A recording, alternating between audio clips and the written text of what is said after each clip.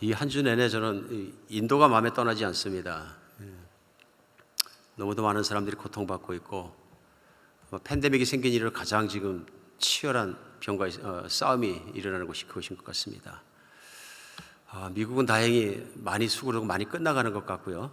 그래서 이제 나올 수 없던 분들도 이제 교우들도 이렇게 이제 예배를 같이 드리니까 너무 감사한 일인데, 오히려 반대로 희망 없이 문제 속에서 불타오르고 있는 그 땅을 생각하면 참 마음이 힘든 것 같습니다. 이제 마음이 더 힘든 것은 무엇이냐면 그 땅에 참 종교가 많습니다. 우리 12년째 인도 땅을 함께 섬기고 선교하고 있는데, 종교가 얼마나 많으냐 하면은 좌우간 3억 가지의 신이 있다, 그렇게 얘기합니다. 오늘도 신이 생기고 있고 하여튼 영적으로 어두운 곳입니다. 그러다 보니까 그곳에 가면 영적인 그런 기운들이 느껴질 만큼 어둡습니다. 지금 코비드-19 걸려가지고 막 집단으로 그냥 감염이 막 소출하고 하는데도 자기 신들을 섬기고 축제한다고 강으로 뛰어들고 사람이 와글와글 합니다. 정말 어깨와 어깨를 막 부딪히는데도 마스크 쓰지 않고 막 들어가는 그런 사람들도 있고, 하여튼 우리는 감당할 수 없는 그런 분위기들이 지금 그 안에 있습니다. 그 안에는 신을 만나기 위해서 몸부림치는 사람들이 있습니다. 제가 그들이 많이 월십하는 성지라고 여겨지는 그런 곳을 다닌 적도 있었는데요. 거기 보면 돌을 닦는 사람들이 정말 많습니다. 집을 떠나서 출가해서 빨개 벗고 사는 구루들도 있고요. 빨개 벗는 이유는 한 가지입니다. 무소유. 세상으로부터 아무 애착 갖지 않고 소유 갖지 않고 나는 신의 소유가 되고 신의 것이 되어서 그 다음 세상에 좋은 존재로 태어나고 싶다. 이게 열망입니다. 스스로 고행하는 거죠. 고행의 극단위로 간 것입니다. 불교가 고행으로 유명한데요, 불교도 자기 부인과 자기 극복을 통해서 내 안에 신이 이루어지는 것, 소위 그것을 추구하고 신을 만나기 위해서 몸부림을 칩니다. 근데 그 구루들 보면 그 고통과 그 고생하는 게 이루 말할 수가 없고요. 살 껍질만 남아있고 막 온 피부는 다 비틀어져 있고 하는 모습들을 많이 봤습니다. 흔하게 보고요. 여러 가지 모습으로 고행을 하게 되는데, 그러니까 세상에서 인류가 존재하는 동안에 사람들이 추구한 것이 있다는 걸 알 수 있습니다. 그게 뭐냐면 신을 만나기 위해서 몸부림치는 것입니다. 신을 만나기 위해서. 신을 만나야 뭐가 달라질 것이고, 신을 만나야 내 인생이 달라지고, 신을 만나야 내 영혼이 달라질 것이라는 그것 때문에 몸부림치는 모습을 볼 수 있습니다. 그래서 사람들은 신을 찾아가려고 노력합니다. 그런데 사실은 우리가 성경을 열면 세상을 만드신 창조자 하나님, 바로 그 한 분 유일하신 신께서는 그 하나님은 사람을 찾아오셨습니다. 인간을 찾아가서 만나지는 것이 아니라 하나님이 세상에 사람을 찾아오신 거죠. 하나님을 찾아오신 것뿐만 아니라 급기야는 그 하나님께서 하나밖에 없는 아들을 보내주셔서 사람으로 보내주시고 사람과 사람 대면하게 하시고 대화하게 하시고, 그래서 신이 누구인지를 가르쳐 주시고 보여주시고 깨닫게 하시고 인도하셨어요. 그 예수님이 사람의 죄를 지고 십자가에 못 박혀 돌아가시기까지 따르는 사람들을 위해서 하신 일이 있습니다. 그것이 무엇이냐면 바로 죄의 문제를 해결하고 하나님을 만날 수 있도록, 하나님 사랑 안에 살아갈 수 있도록 그 길을 열어놓으신 겁니다. 그런 내용들이 성경에 기록되어서 하나님께서 그 성경을 읽게 주셨고, 성경을 읽고 믿는 사람마다 오늘도 이런 하나님의 놀라운 은혜 속에 하나님의 자녀가 되고 하나님을 만나는 길을 열어주신 거죠. 신이 찾아오신 것입니다. 근데 진짜 중요한 얘기가 여기 있습니다. 예수님의 소원대로 예수님은 승천해서 보좌에 앉으시면서 아버지께 기도했을 때 그 약속대로 성령을 보내주신 것입니다. 그래 2000년 전에 성령은 오셔서 사도행전 2장 성경에 나와 있는 것처럼 오늘날까지 하시는 일이 있습니다. 사람을 찾아가셔서 사람을 일으키시고 사람에게 은혜를 주시고 사람을 하나님 가운데 이끌어 주시는 일입니다. 예수 그리스도의 복음을 통해서요, 그 십자가의 은혜를 통해서 믿게 도와주시고 믿는 사람을 성령님이 인도하셔서 하나님과 함께 사시고 하나님과 함께 사는 복을 누리게 하십니다. 신을 찾아가는 것이 아니라 하나님이 우리를 찾아오셨다.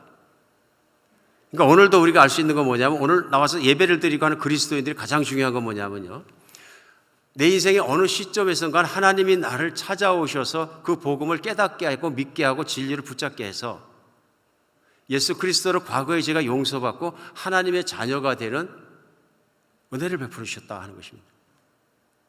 얼마나 감사한 일이냐면 하나님과 함께 살게 되었다. 이제 성령이 오셨다. 우리 지난주까지 로마서 말씀을 통해서 같이 말씀을 나눴습니다. 오늘도 말씀은 계속해서 로마서 말씀 8장 말씀을 나누고 있습니다. 지난주에 또 그 지난주에 로마서 말씀을 나누면서 복음은 예수님이 승천하셨다로 끝나는 것이 아니라 성령님이 오셨다. 그래서 그 성령님께서 예수님을 육신으로 따르던 제자들뿐만 아니라 오늘날을 살아가는 우리에게도 동일하게 하나님을 만날 수 있는 기회, 하나님을 따라갈 수 있는 기회, 하나님의 자녀가 되는 기회 뿐만 아니라 하나님이 함께 걸어주시는 놀라운 축복의 은혜를 주시고 체험하게 하셨다 하는 것입니다. 제일 먼저 로마서 8장 시작되면서 시작된 얘기는 뭐냐면 성령님이 오셨기 때문에 우리가 성령의 법 안에 있고 성령의 법 안에 있다는 것은 무엇이냐면 이제 더 이상은 죄 짓지 않고 살 수 있고 죄 짓지 않고 살고 죄의 문제로 시달리지 않는다. 반대는 뭐냐면 죄의 법 아래에 있는 것이요. 죄의 법 아래에 있으면 하나님의 심판을 받을 수밖에 없고 저주를 받을 수밖에 죽을 수밖에 없는데 그런 모든 것을 우리를 벗겨주셨다. 로마서 말씀은 그것을 설명하고 있습니다. 그런데 그 뒤에 성령을 받은 사람, 믿은 사람이 살아가는 모습을 성령을 따라 행하는 사람 이렇게 말씀합니다. 그 말씀이 계속되면서 지난주에서 오늘은 12절 말씀이 시작하자마자 그러므로 형제들아 우리가 빚진 자로 돼 육신에게 져서 육신대로 살 것이 아니니라. 13절 너희가 육신대로 살면 반드시 죽을 것이라되 영이로서 몸의 행실을 죽이면 살리니 이렇게 말씀하세요. 그러니까 오늘 시작되는 두 절의 말씀은 12절 13절에서는 그러므로는 앞으로 말한 것처럼 예수님을 믿고 성령을 받아서 새 사람이 되었고 성령의 법 안에 있으면 이제는 육신의 소욕을 따라 육신의 욕망을 따라 육신의 생각을 따라 내가 무슨 일을 행하고 함으로 말미암아서 죽을 길을 갈 것이 아니다. 사망의 길을 갈 것이 아니라 이제는 내 안에 오시고 나와 함께 살아계신 성령님을 따라서 살아서 생명의 길을 가야 한다 하고 말씀하는 것입니다. 그래서 13절에서는 육신대로 살면 반드시 죽을 것이라되 영으로 몸의 행실을 죽이면 살 것이다 말씀하십니다. 이 말씀 속에서 우리는 이런 생각할 수 있습니다. 무슨 생각이냐면요, 이제는 예수님 믿으니까 거룩하게 살라는 말씀이다. 행실을 죽이라는 얘기는 맞는 말이죠. 그렇기 때문에 내가 행실을 죽이기 위해서 내가 할 일은 뭐냐면 내 행실을 나쁘게 만드는 내 속에 일어나는 욕구나 욕망과 타락하게 하는 것들과 내가 피 흘리도록 싸워야 된다. 맞습니다. 성경에서 우리가 죄와 싸울 땐 피 흘리게 싸우라고 말씀하십니다. 그런데 오늘 말씀을 그대로 문자적으로 그렇게 적용하게 되면 무슨 일이 일어나냐면 또 내가 노력하게 됩니다. 성령을 따라가는 것이 아니라 내가 거룩해지기 위해서 노력합니다. 내가 술 끊기 위해서 노력하고 내가 다 하게 되는 거죠. 내가 나쁜 생각 안 하기 위해 노력하고 내가 음란 사이트에 안 들어가기 위해서 노력하고 이런 것 저런 것 하다 결국은 어떻게 되냐면 내가 거기 훅 되었고 내가 다시 빠지는 자신을 계속 발견하는 거죠. 오늘 그런데 13절에서 잘 봐야 될 건 뭐냐면요, 몸의 행실을 죽이는데 어떻게 죽이냐면 영으로 죽여라 그럽니다. 13절 다시 볼까요? 육신대로 살면 반드시 죽을 것이되 영으로서 몸의 행실을 죽이면 하고 말씀하신 내용입니다. 우리 몸의 행실, 육신의 소욕을 이기는 것이 무엇이냐면요, 성령의 능력입니다. 믿음의 능력입니다. 하나님을 따라가는 나의 사랑과 믿음입니다. 내가 하나님을 따라가는데 그냥 따라가는 것이 아니라 마음을 다하고 뜻을 다하고 힘을 다해 생명을 다해 따라가는 마음이 생기고 그렇게 살면은 이 죄들이 악들이 몸 안에 있는 욕구들이 이겨진다 하는 얘기입니다. 오늘 말씀 뭐냐면요, 성령이 계시고 성령과 함께 살고 성령이 인도하는 사람에게 어떤 변화가 일어나냐 하는 것을 사도 바울은 다시 한 번 더 오늘 본문을 통해서 구체적으로 설명을 합니다. 오늘 여러분과 저도 이 말씀을 잘 우리가 생각하고 중요한 것이 왜 그러냐면 우리가 예수님을 믿고 살아가는 그리스도인들의 신앙의 삶에 아주 민첩한 관계가 있는 진리입니다. 때때로 우리는 이 진리를 바르게 깨닫지 못하고 바르게 믿지 못하면 엉뚱한 길을 가기도 합니다. 오늘 계속되는 말씀은 뭐라고 말씀하시면 영으로 행실을 죽이는 게 무엇이냐 하는 것을 구체적으로 설명해 주십니다. 14절에 보면요, 하나님의 영으로 인도함을 받는 사람은 하나님의 아들이라 우선 말합니다. 영으로 행실을 죽인다는 데 중요한 건 뭐냐면 내가 성령을 따라가는 사람 이런 뜻입니다. 그러니까 성령의 인도하심을 받고 인도 아래서 성령 안에서 내가 살아가는 사람이 된 사람. 그 사람의 첫 번째 뭐냐면 하나님의 아들이라 먼저 선포합니다. 물론 여기 아들에는 딸을 다 포함합니다. 자녀를 다 포함합니다. 예수 믿는 사람은 하나님의 자녀이고 하나님의 자녀는 다 하나님의 아들이라고 오늘 표현한 것을 볼 수 있습니다. 그런데 계속되는 15절에서는 그 자녀가 됐다, 아들이 됐다는 것은 무엇이냐면 15절에서 너희는 다시 무서워하는 종의 영을 받지 않고 양자의 영을 받았으므로 우리가 아빠, 아버지라고 부르짖느니라 이렇게 말씀하십니다. 성령의 인도하심을 받는 사람, 성령을 따라가는 사람, 그 사람은 누구냐 하면 양자의 영을 받았다 설명합니다. 양자의 영. 이 말씀을 요즘에 그 새로 번역한 쉬운 말 한국이나 표준세 번역에서는 이렇게 표현합니다. 자녀를 삼으시는 영을 받았다. 이해하기가 훨씬 쉬운 것 같습니다. 자녀를 삼으시는. 그러니까 원래가 자녀가 아니었다는 얘기죠. 하나님이 자녀로 삼아주셨다는 뜻입니다. 근데 누가 하셨냐면 성령께서 그 일을 하셨는데 성령이 자녀를 삼아주시는 그 일을 내 안에서 해주시고 내가 자녀인 것을 확증하고 보증해 주시는 일을 하시는 분이 누구냐면 성령님이시라는 얘기입니다. 성령님이 자녀이기 때문에 떠나는 것이 아니라 사람들과 함께 살면서 또 믿음의 사람과 함께 살면서 하나님이 드러내 주시고 그 자녀인 것을 확인시켜 주신다는 얘기입니다. 오늘 양자라는 단어가 나옵니다. 양자는 뭐냐 하면 자기 자식이 아니었는데 자기 자식으로 삼는 일이죠. 한국에서도 그런 일이 있었습니다. 과거에 제 어릴 때 기억이 지금 새파랗게 나는 것이 있습니다. 저희 옆집에 사는 아이가 시골 농촌의 충청북도 산골에 살았는데 정말 가난하게 살았어요. 그러니까 뭐 먹을 것이 늘 없고 보릿고개는 뭐 굶기도 하고 개떡 먹고 살기도 하고 뭐 그랬던 기억이 납니다. 근데 그 집에 아들이 많아요. 아들이 많은데 저희 동갑내기 친구 하나를 지금 뭐 한 30이나 떨어져 있는 동네에 그 당시에 만석군이라고 부르는 큰 땅을 많이 가진 부자가 있었는데 아들이 없었어요. 그 집이 자손이 귀해요. 그러니까 이 아이를 좋아해가지고 양자를 삼게 됐어요. 집안이 월락 못 살으니까 부모 입장에서는 양자를 보내면 자식도 좋고 부모도 좋고 그런 입장이니까 가라 그러니까 초등학생이었던 제 친구는 납득이 안 되니까 얼마나 많이 울었나 몰라요. 얼마나 많이 울었나. 가긴 갔습니다. 그래서 어릴 때 수준으로 보면 저하고는 차이가 나는 비교가 안 되는 이제 허위호강을 이제 있는 그대로 하고 이제 그 친구는 살았는데요. 그게 양자죠. 그 집에 아들로 간 것입니다. 그죠? 아들이 된 것이고요. 그 집에서 그를 아들로 삼은 것이고 아들로 삼았기 때문에 아들이라고 생각하고 아들이라고 믿고 아들의 대우를 다 해주고 아들의 상속권을 주는 거죠. 그 집 아버지 부자가 있는 그 재산은 다 그 친구 것인 거죠. 이제 오늘 로마에서는 이게 아주 유명했습니다.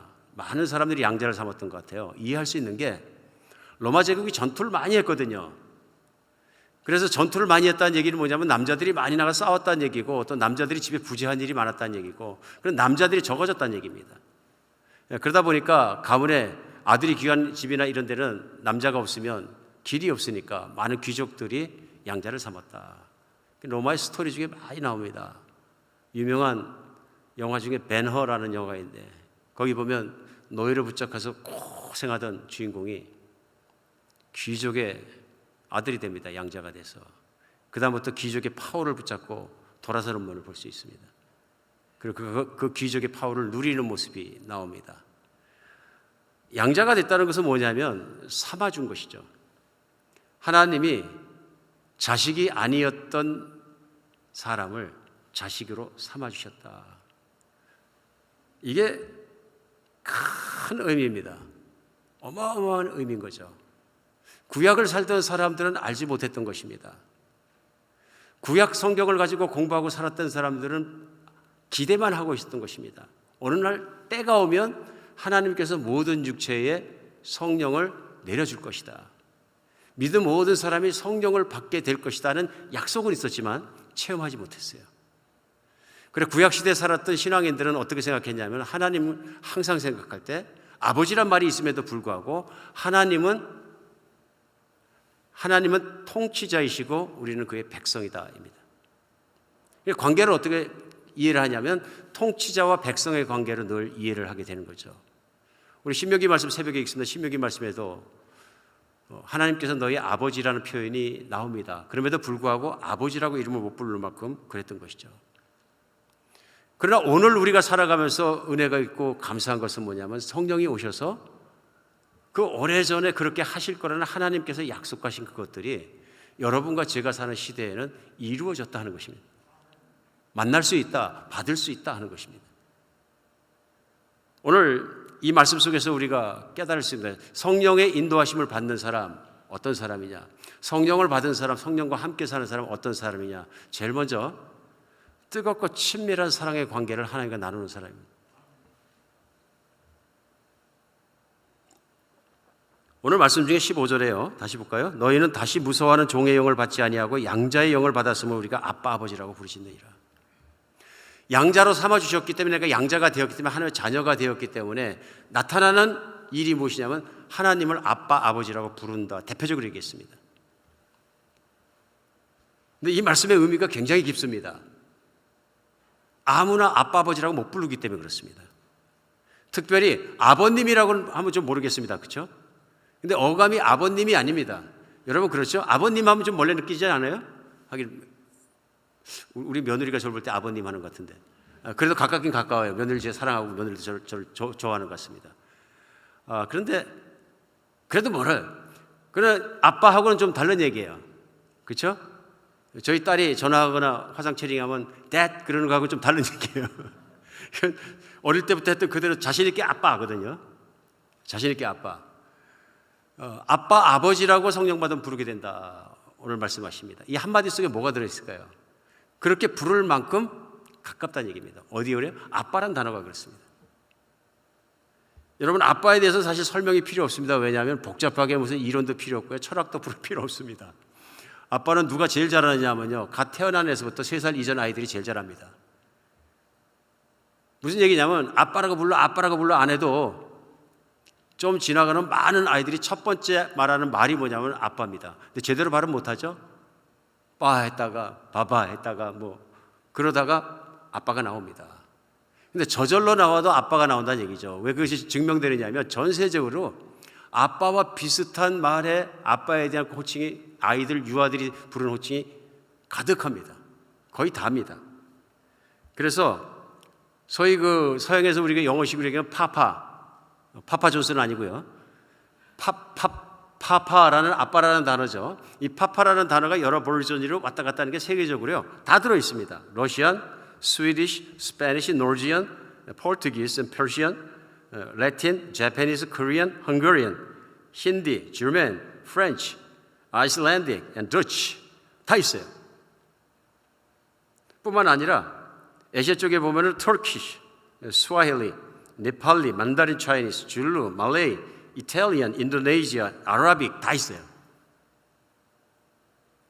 뭐 바바라는 단어에서 이렇게 쓰는 데도 있고 하지만 결국 다 뭐냐면요 아빠입니다. 한국말로 번역하면 다 아빠입니다. 오늘 무슨 얘기 하느냐면요, 태어난 애에게 아빠를 구태여 막 철학적으로 신학적으로 가르치지 않아도 저절로 나오는 호칭이 무엇이냐면 친밀한 호칭입니다.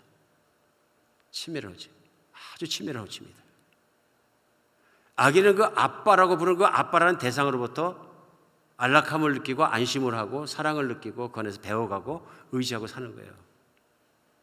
그러니까 우리가 초등학교 다닐 때까지 세상에서 제일 힘이 세고 제일 능력 있고 제일 무서운 분은 아빠예요. 제일 사랑하는 분도 아빠고 내가 믿고 싶은 분도 아빠가 되고, 정상적인 가정에서 얘기입니다. 예. 아빠가 되는 거죠. 오늘 하나님을 두려워서 못 부르던 사람이, 때에 따라서는 정말로 만날 수 없어 못 부르던 사람이 이제는 하나님을 부르는데 그냥 무섭게 부르는 것이 종의 영을 받은 것이 아니라 양자의 영을 받았기 때문에, 내가 자녀가 되었기 때문에 아빠라고 부른다 하는 얘기입니다. 아빠라고 부른다. 여러분, 하나님을 아빠 아버지라고 부르는 순간 무슨 일이 일어나는지 아십니까? 은혜 받으신 분 다 아십니다. 하나님을 아빠, 아버지라고 부르는 순간에 기가 막히게 큰 일이 납니다. 무슨 얘기냐면 내 생각과 존재와 인생과 모든 게 다 바뀌어버립니다. 이거 한마디예요. 정말입니다. 하나님이 나의 아버지가 되셨다. 오늘 굉장히 아름다운 날입니다. 봄날이고요. 여러분 안 보이시겠는데 제가 이쪽으로 보면 현관문을 통풍해서 열어놨기 때문에 빛이 가득 있는 게 보여요. 그것만 보이는 것이 아니라 연초록과 봄이니까 짙은 초록이 조화를 이루면서 나무가 올라가고 거기에 꽃이 피고 잔잔한 바람이 있고 이 아름다운 거 이루 말할 수가 없어요. 근데 우리가 볼 때는 그렇게 보였고 그냥 아름답구나 봄이니까 그러시기 봤던 것일지라도 하나님의 아빠가 되고 하나님이 나의 아버지가 되고 나가서 보면 하늘을 보니까 하늘을 만드신 분이나 햇빛을 내치는 태양을 만드신 분이나 이 모든 걸 만져서 내가 만족하고 숨 쉴 수 있고 행복하고 존재하고 하게 하는 분은 내 아버지시라는 확실한 믿음이 들면 저절로 월십이 됩니다. 저절로 예배가 되고 저절로 기쁩니다.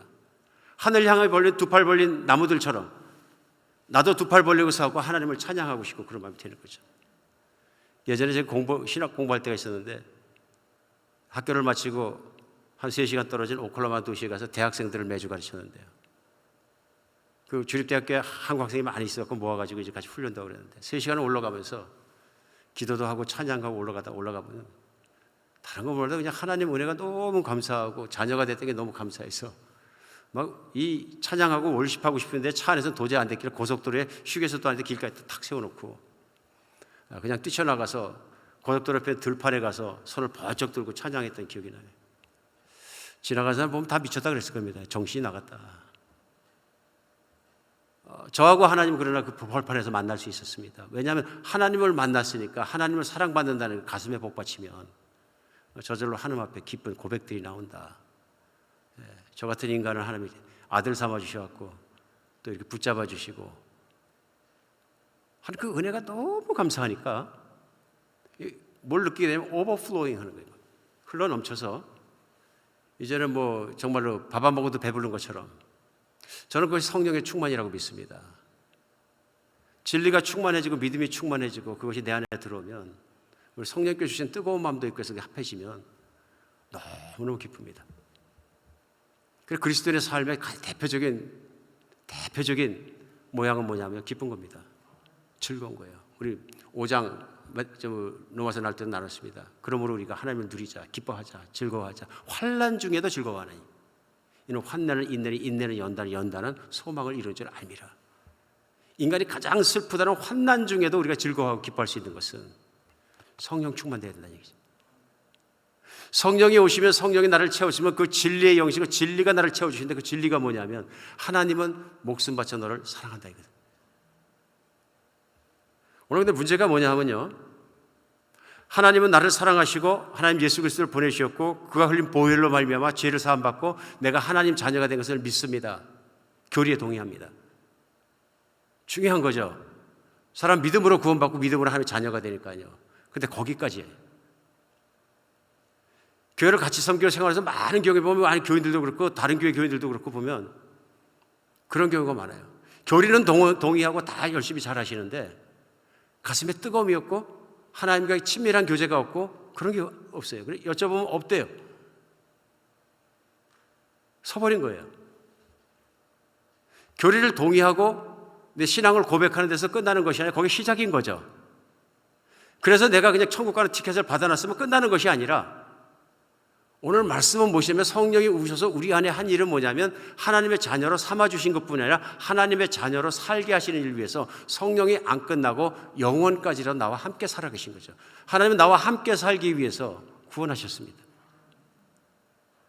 친밀감 가운데 살지 못한다는 것이 그런 것 아닌가 싶습니다. 성경에 예수님은 아주 예를 잘 들어주셨습니다. 누가복음 15장에 보면 유명한 예가 나옵니다. 탕자의 비유입니다. 한 집에 아버지와 두 아들이 살고 있었는데 두 번째 아들이 문제입니다. 작은 아들의 문제가 뭐냐면 아버지를 싫어했던 것 같습니다. 존경하지도 않고요. 그러니까 아버지에게 끝내는 가장 못된 짓을 했는데 내 유산 주세요. 그 얘기는 뭐냐면 아버지하고 나하고 인연을 끊읍시다 그런 얘기입니다. 맞죠?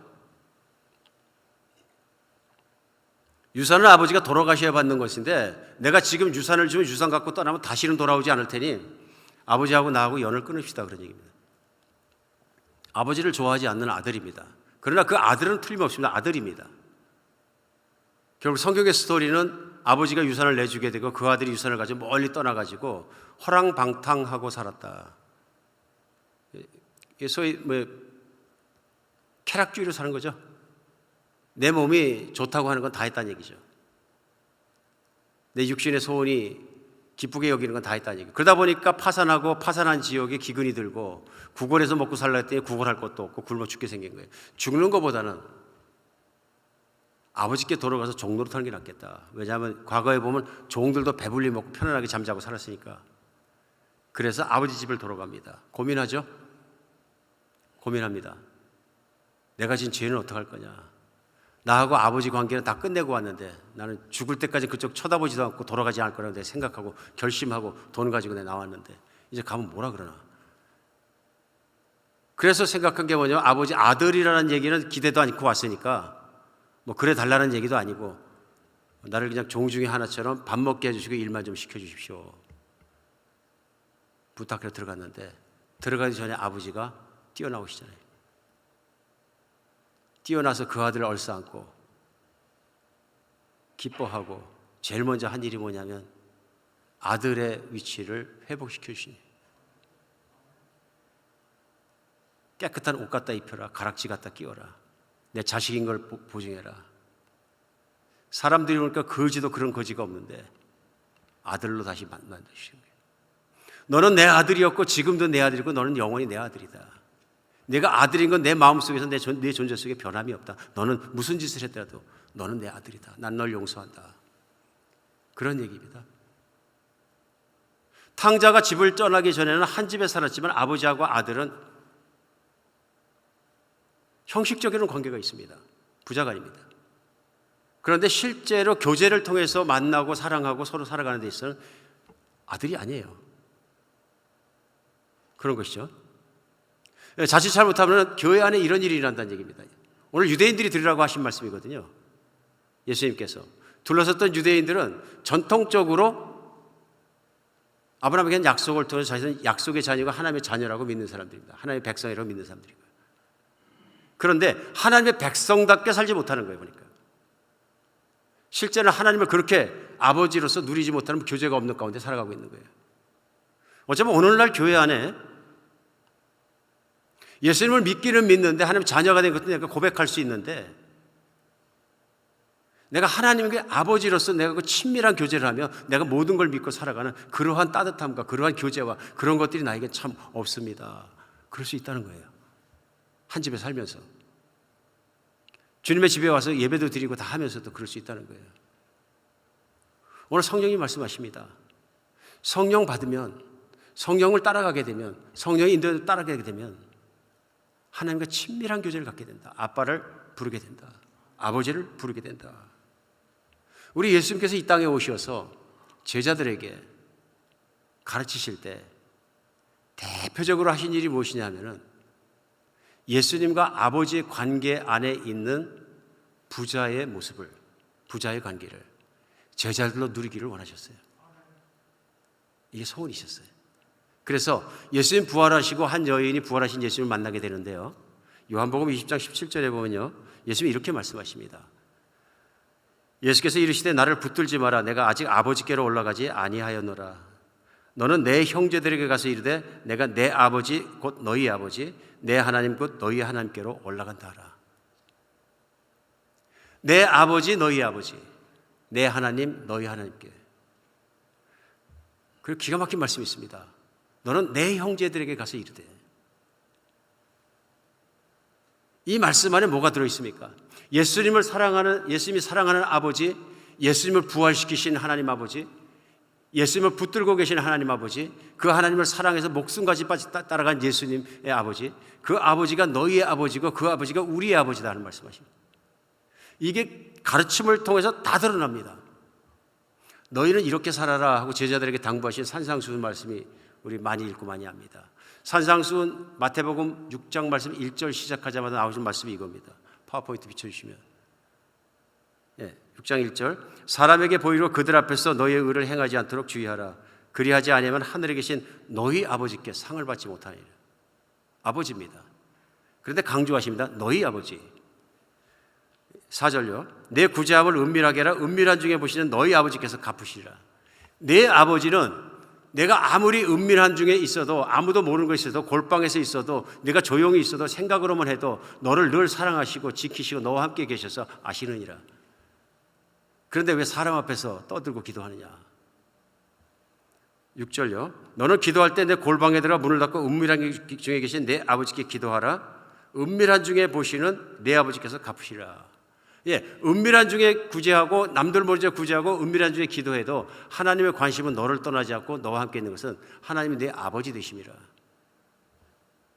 6절이요, 8절이요. 그러므로 그들을 본받지 말라. 이방인들이죠. 아니면 유대인 중에서 형식으로 따라갔던 바리새인과 율법사와 그런 사람들 얘기입니다. 그러므로 그들을 본받지 말라. 구하기 전에 너희에게 있어야 할 것을 하나님 너희 아버지가 아시느니라. 항상 뭡니까? 하나님 너희 아버지. God, your father, God, your daddy will take care of you. 그래서 마태복음 6장 9절에는 오늘도 저희가 했으면 우리 주기도문에 나오는 이 말씀이 나옵니다. 그러므로 너희는 이렇게 기도하라. 하늘에 계신 우리 아버지여, 이름이 거룩히 여김을 받으시오. 하늘에 계신 우리 아버지여.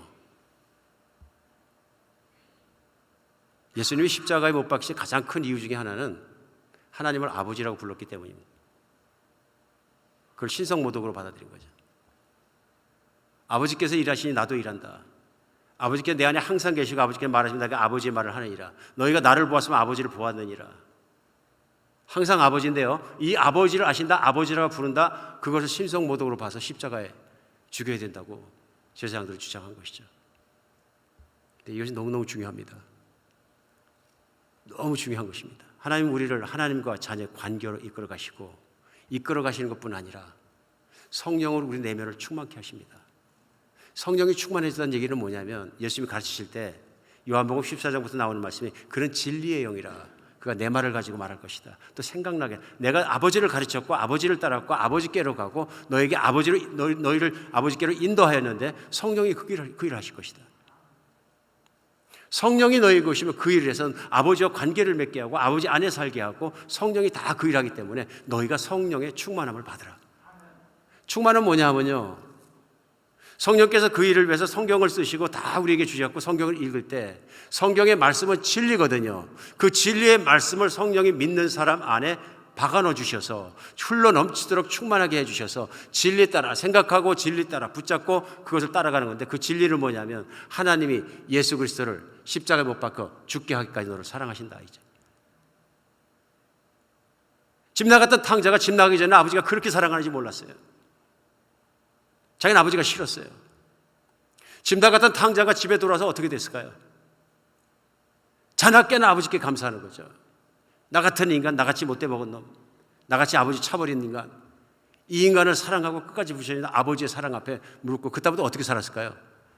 아버님이 했을까요? 아닙니다. 뛸래야 뛸 수 없는 관계가 돼서 살았다 그런 얘기죠.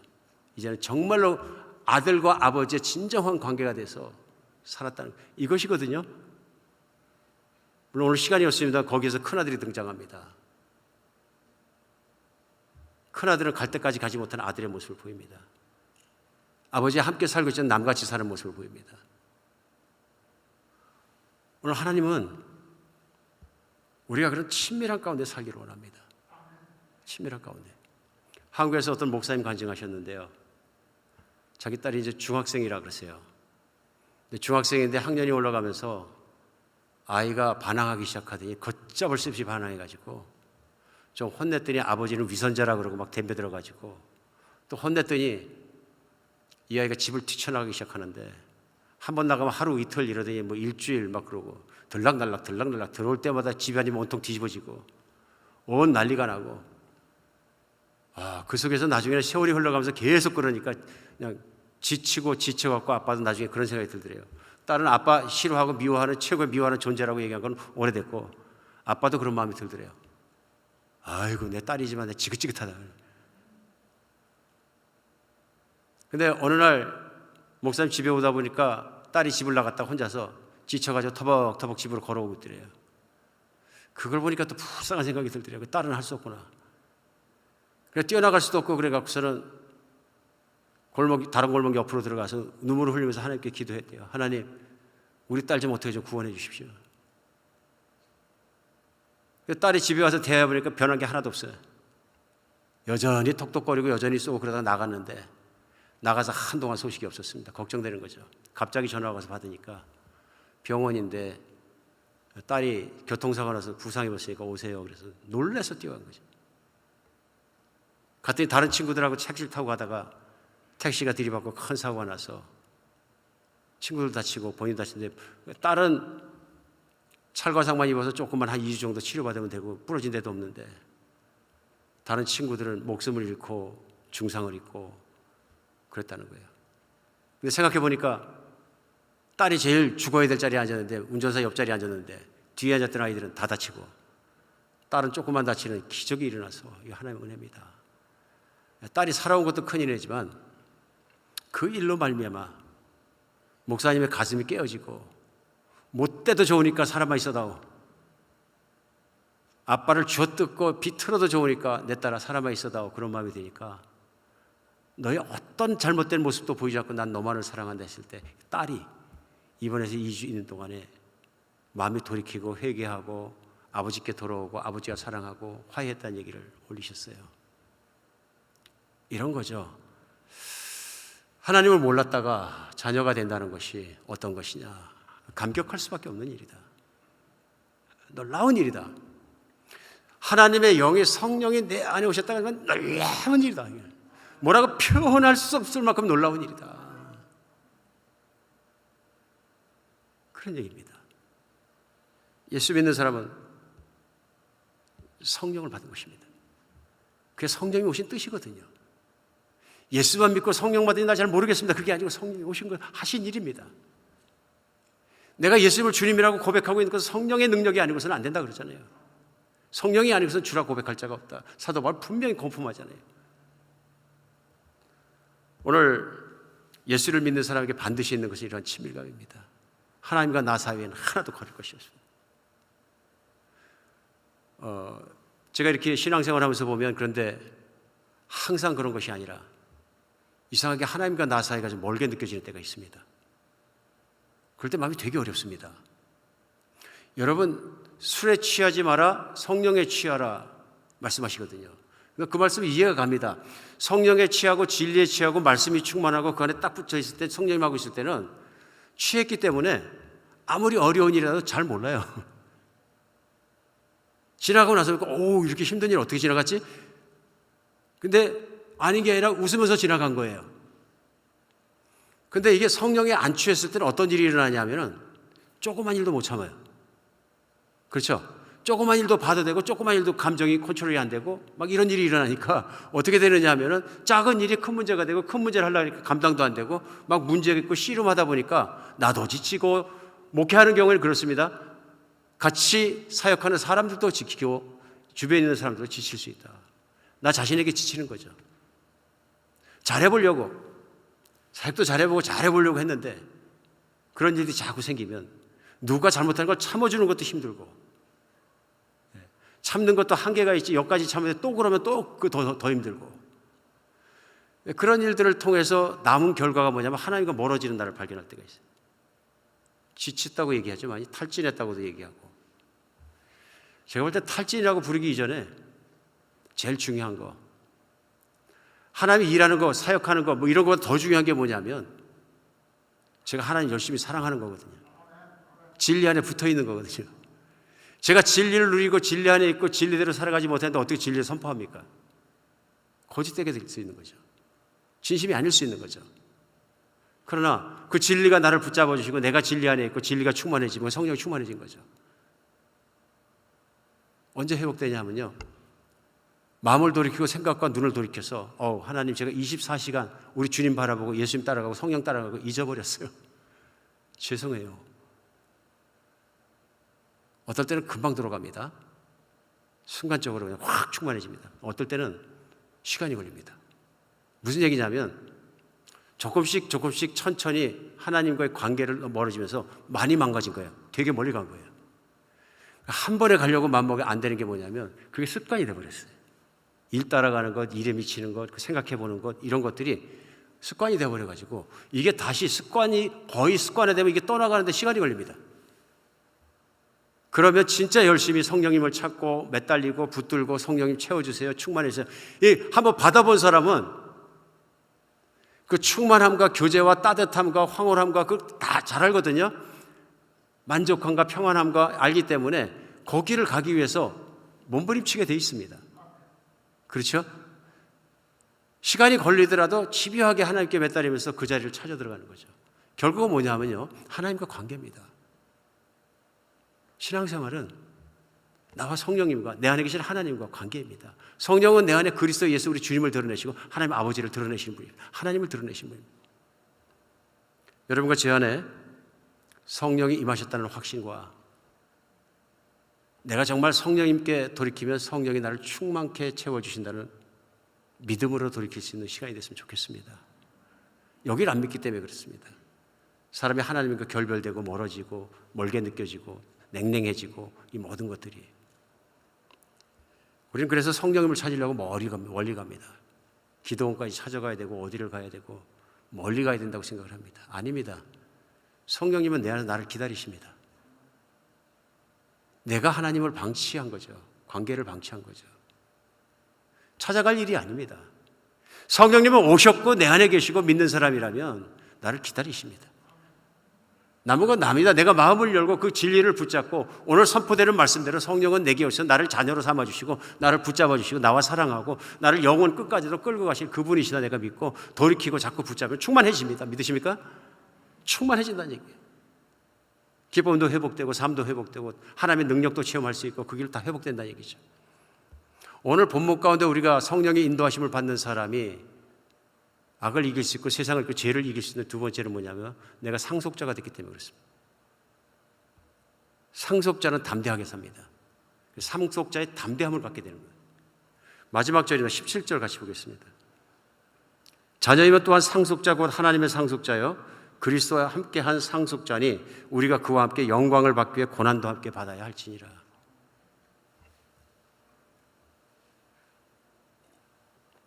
이 말씀이 이해가 가십니까? 자녀면은 상속자, 여기까지 이해가시죠? 아까 그 양자 같은 친구 얘기한 것처럼 그 친구는 그 양자로 간 양아버지 가지고 있는 모든 만석군의 재산은 다 그 친구 거예요. 평생 떵떵거리고 살았을 거예요. 자기가 날리지 않았으면.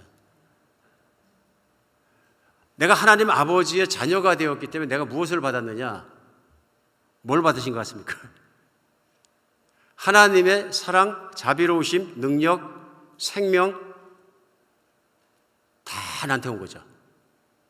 하나님의 전 존재가 그 존재 자체에 가지고 계신 모든 것이 다 누구에게 왔다고요? 나에게 왔다. 그걸 어떻게 아느냐? 예수님의 십자가를 보니까요.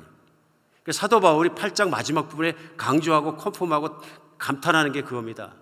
하나님께서 그 아들의 생명을 아끼지 않고 내어주셨으면 그 하나님이 자기 거라고 애끼실 게 뭐 있느냐? 자기 생명을 내어놓으신 그분께서 더 이상 스페어할 게, 갖고 싶어하는 게 뭐 있겠느냐 그런 얘기입니다. 믿으십니까? 내가 상속자가 됐다는 건 어마어마한 지위에 올라간 자녀가 됐다는 얘기거든요. 이게 진리고 이걸 진리로 100% 믿었어요. 그럼 세상에서 어떻게 살아갈 수 있을까요? 잘 됐다. 하나님 10억 불만 주세요. 많이 달라고 안 할게. 이 땅에 있는 게 팡팡 써버리게. 소원대로 하면 써버리게. 그냥 지쳐서 못 쓰게. 오늘 17절 말씀은요, 그 다음에 나오는 말씀이 묘한 반전을 이뤄요. 뭐라 그러시냐면 자녀이면 상속자고 하나님의 상속자에 그리스도에 속한 상속자니 우리가 그와 함께 영광을 받기 위해서 함께 고난도 받아야 될 것이냐. 고난이란 단어가 하나님 영광 상속자 그 정말 어마어마한 말씀 가운데 고난이란 단어가 딱 껴들어갑니다. 그 많은 단어 중에서 왜 사도 바울은 고난이란 단어를 딱 생각을 했을까요?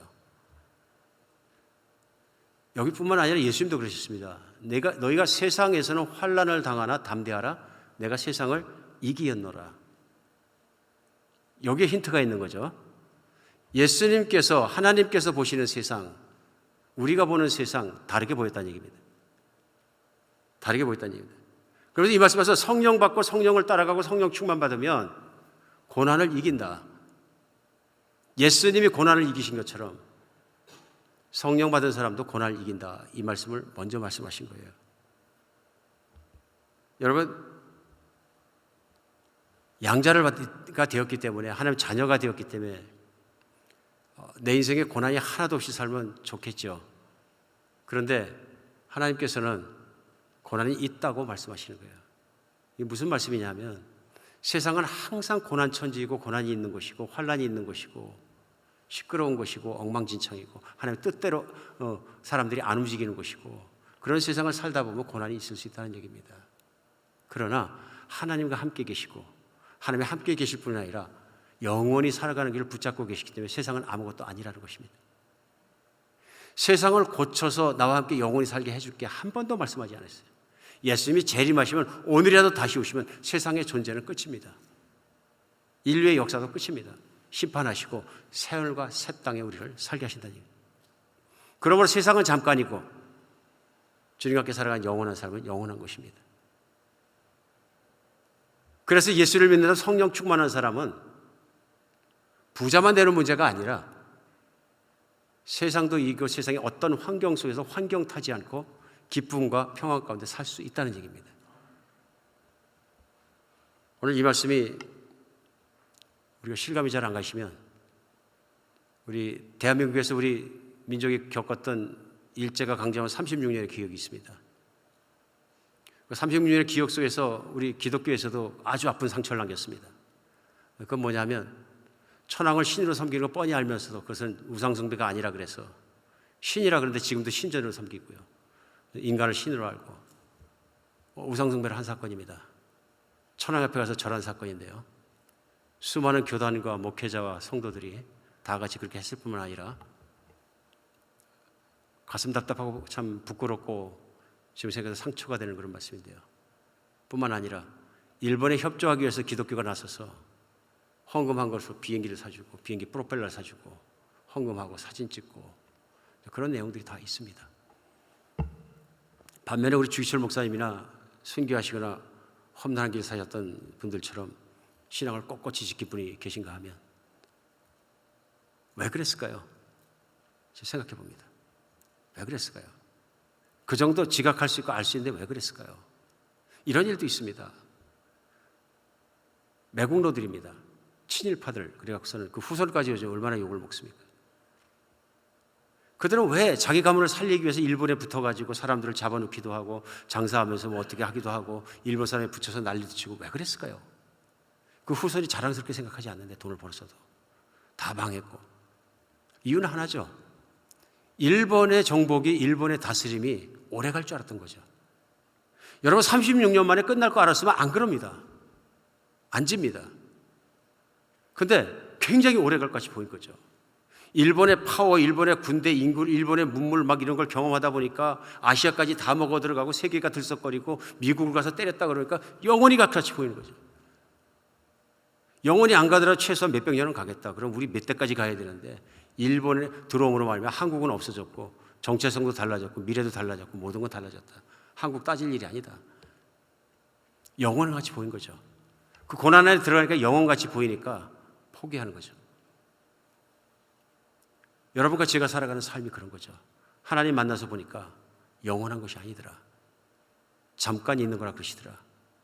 이 진리가 충만해지면 세상을 이길 힘이 생기는 거죠. 그러면 세상을 살 때 담대하게 산다는 얘기예요. 쪼그라지지 않고. 사업하면 망했다고 자살할 일도 아니다 그런 얘기입니다. 어려움이 있다고 값을 무릎 꿇을 일도 아니다 하는 얘기입니다. 우리 하나님 안에 이 모든 것이 이루어졌다는 거예요. 오늘 한번 우리가 생각해 보는 시간 가졌으면 좋겠습니다. 성령 충만하십니까? 하나님과 관계는 어떠십니까? 하나님 저절로 아빠라고 불러지고 가까이 가시고 뜨거운 교제를 계속하며 그분과 함께 잘 걷고 있습니까? 아니면 언제 하나님과 이렇게 멀게 느껴지고 하나님이 정말로 가까이 붙잡으시지 않으십니까? 문제는 내 안에 있습니다. 내가 돌이켜서 말씀 하나 돌아서고 진리를 붙잡고 내 마음을 열고 주님께 돌아설 때 우리 주님은 나에게 성령 충만을 주실 준비가 다 되어 계신 분이십니다. 기다리십니다. 오늘이 그런 날이 되시기 바랍니다. 진리를 붙잡고 비진리와 불신앙을 버려버리고 돌아서는 날이 되었으면 좋겠습니다. 기도하겠습니다. 예, 하나님,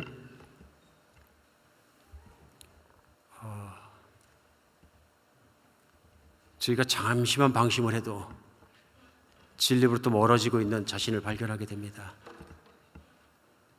잠시만 마음을 다른 곳으로 돌려도 정말 하나님이 멀어지는 것을 생각으로, 마음으로, 삶으로 느낄 수 있습니다. 하나님, 오늘 주님께서 주시는 말씀 속에서 나의 신앙의 현재 위치를 발견할 수 있도록 도와주시옵소서. 내가 하나님께서 원하시는 길을 가고 있는지, 성령의 인도하심을 따라가고 있는지, 나와 신앙과 내 삶을 점검하고 돌아볼 수 있게 하여 주시고, 오늘 진리와 주님께로 돌아서는 시간을 허락해 주시옵소서. 우리 주 예수 그리스도의 이름으로 기도합니다.